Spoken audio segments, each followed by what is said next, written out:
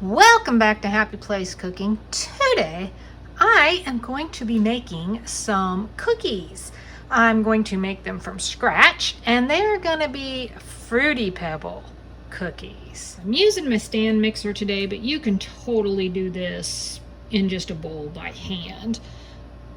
3/4 cup of granulated sugar and 3/4 cup of softened butter.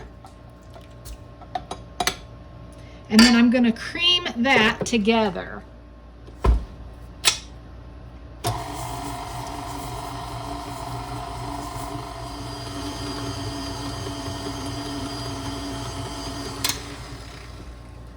Now I'm going to add in 2 eggs and 1 tablespoon of vanilla.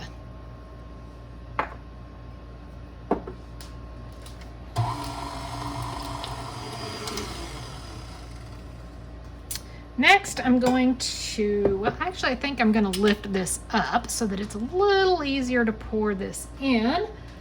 I have 2 1/4 cups of all-purpose flour that I'm going to add to this mixture.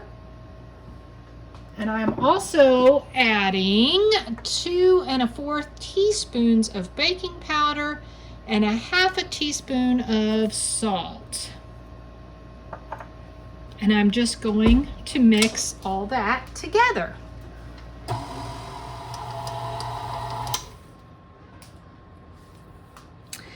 Now I'm going to add a cup of my Fruity Pebbles and mix that together. I'm just going to check this. I don't know if I want to add, I think that's going to be enough Fruity Pebbles. That looks really good, doesn't it? I will be using my silicone mat. You can just grease your cookie sheet if you would like. And I'm going to make little balls of dough. I'm going to try to keep them all about the same size. Not for sure how much this is supposed to make. I'm thinking at least probably this silicone mat's worth. My oven is preheated to 350. I'm going to finish these up. I think I got that one a little large. I'm going to finish these up and then I'll be right back. I've got 15 here. I do have more batter. I'm going to say there's probably another 10 or more in there.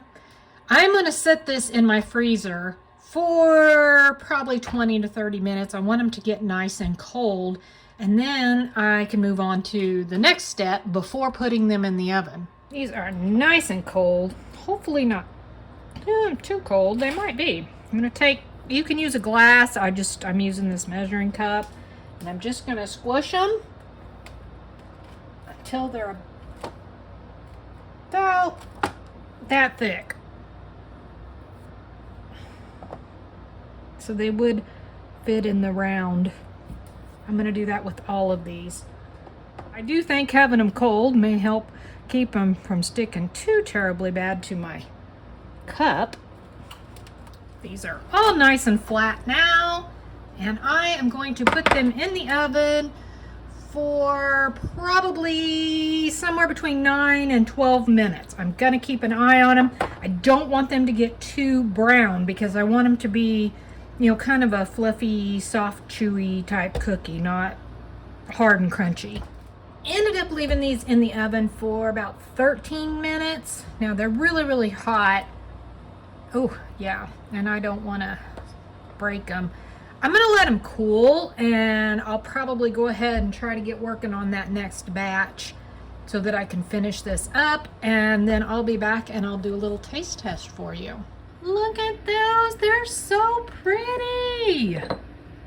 Now, you could frost these if you wanted to. I am not going to do that, and I may actually end up freezing some of these.